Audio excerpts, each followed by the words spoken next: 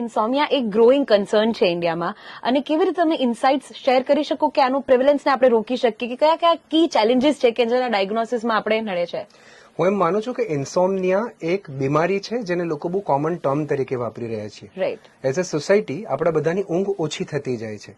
ઘણા બધા કારણો છે એના. આમ એવરેજ સ્લીપિંગ ટાઈમ 7 થી 8 કલાક હતો, પણ લેટલી આપણે જોઈએ છે કે લોકો 6 થી 7 કલાક જ સૂઈ શકે છે. એમાં પણ ક્વોલિટી ઓફ સ્લીપ બગડતી જાય છે. રાઈટ. સ્લીપ એ તમારા બ્રેન માટે એક સુપર પાવર છે, માની લો ને.